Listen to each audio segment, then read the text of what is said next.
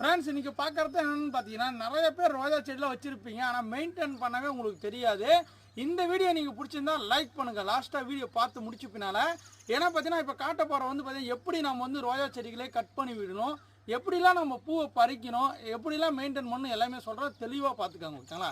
ரோஜா செடி நீங்கள் வாங்கி வச்சுருப்பீங்க, ஆனால் பார்த்தீங்கன்னா இந்த மாதிரி தான் இருக்கும். நிறைய வீட்டில் பார்த்தீங்கன்னா பூக்கள் பறிக்காது விட்டுருவாங்க. இந்த மாதிரி பார்த்தீங்கன்னா பூக்கள் எல்லாம் கருகி போய் காஞ்சி போய் இப்படியே இருக்கும். இப்படியே விட்டிங்கன்னா பார்த்தீங்கன்னா உங்களோட செடியோட வளர்ச்சி கம்மியாகும், அடுத்த மொட்டுக்கள் வர்றது கொஞ்சம் கம்மியாகும் ஓகேங்களா. அதனால் என்ன பண்ணுறாங்கன்னா இந்த மாதிரி சிசர் கண்டிப்பாக வேணுங்க ஓகேங்களா. செடிக்கு கட் பண்ணுறதுக்கு தனியாக சிசர் இருக்குது, இந்த மாதிரி ஒன்று வாங்கி வைக்கினா ஈஸியாக இருக்கும்.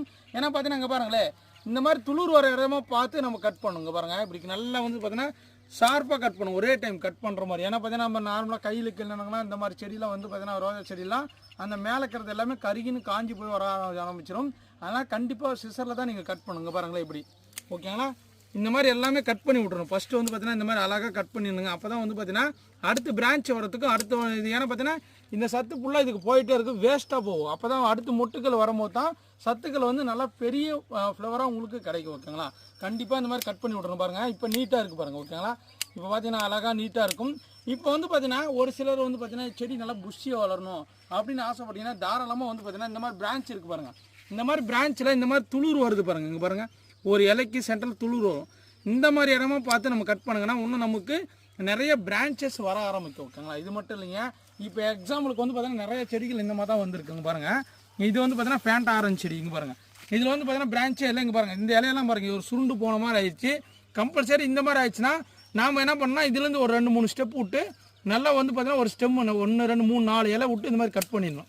பார்த்துக்காங்க, 1 2 3 4 இந்த மாதிரி 4 இலை விட்டு கட் பண்ணிங்கன்னா அடுத்து புதுசாக பிரான்ச் புதுசாக துளிர் வரும் ஓகேங்களா. இங்கே பாருங்கள், இது ஃபுல்லாக நோயாக இருக்குது.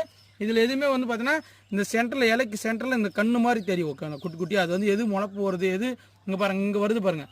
இங்கே பார்த்தீங்கன்னா சிகப்பு கலரில் வர ஆரம்பிச்சிருச்சு. அதனால் இதுக்கு மேலே கட் பண்ணுங்கன்னா போதும், அங்கே பிரான்ச் வர ஆரம்பிச்சிடும் ஓகேங்களா. இதுவும் பார்த்தீங்கன்னா ஸ்டெம்மு பார்த்தீங்கன்னா இங்கே கட் பண்ணால் பிரான்ச்சஸ் வரும். இந்த மாதிரி கட் பண்ணி விட்டு டிஏபி உரம் கம்பல்சரி போட்டுருணுங்க. நீங்கள் கட் பண்ண அன்றைக்கே கூட போடலாம், இல்லை அடுத்த நாளும் போடலாம். டிஏபி ஓகேங்களா, கருப்பு கலர் உருண்டையாக இருக்கும்.